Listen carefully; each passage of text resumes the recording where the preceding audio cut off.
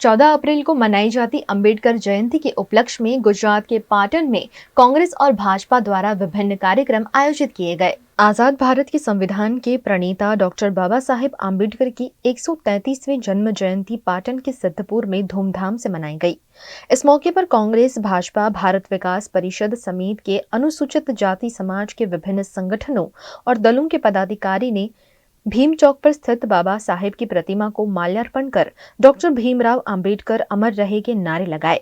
इस मौके पर कैबिनेट मंत्री बलवंत सिंह राजपूत, पाटन लोकसभा के कांग्रेस प्रत्याशी चंदन सिंह ठाकुर, भाजपा और कांग्रेस के अन्य नेता और कार्यकर्ता उपस्थित रहे। बाबा साहेब आंबेडकरे आ देश ने मजबूत बनावा माटे अनेक प्रयत्नों कर्या। बाबा साहेब आंबेडकरे आ देश कई रीते ताकतवाळो बने, कई रीते मजबूत बने एना माटे बंधारण बनाव्યું અને બંધારણ થકી આજે સમગ્ર દેશ ને સમગ્ર વિશ્વના લોકો આ બંધારણને ફોલો કરી રહ્યા છે। આ દેશની હરોળમાં જે બંધારણ જે ચાલી રહ્યું છે, ક્યાંક ભારતીય જનતા પાર્ટી આ બંધારણને ક્યાંક તોડવાના પ્રયત્નો કરી રહી છે।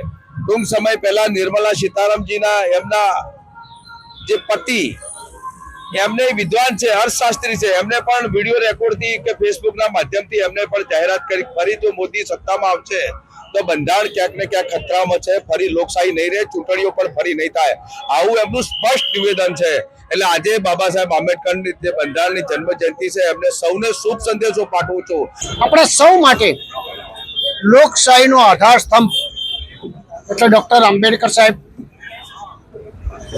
જેમને આપણા દેશનું બંધારણ એવું બનાવ્યું, એના કારણે આજે 75 વર્ષ આપણે પૂર્ણ કર્યા। આપણો અમૃતકાળ જે શરૂ થયો છે અને અમૃતકાળ સાથે સાથે સમગ્ર ભારત જ્યાં દેશમાં ટોકણી નથી બનતી અને એક મહાસત્તા તરફ, વિશ્વગુરુ તરફ આજે જે બનવા જઈ રહ્યો છે, એનો સૌથી મોટો કોઈનો ફાળો હોય તો ડૉક્ટર સાહેબનો છે। અને આજના દિવસે સિદ્ધપુર મુકામે વર્ષોથી અમારા બધા મિત્રો, તમામ સમાજના લોકો, માત્ર કોઈ એક સમાજના નહીં, સમગ્ર સમાજના ભાઈઓ એમ કે ડૉક્ટર સાહેબ આંબેડકર સાહેબ અમારા છે, અમારા સૌના છે, આપણા રાષ્ટ્રના છે, વિશ્વના છે, જેને 100 દેશોથી વધારે દેશોએ જ્યારે અપનાવ્યું છે ત્યારે એમના આજના દિવસે ખૂબ આપણે એમ કહી શકીએ કે એ તો અમર છે।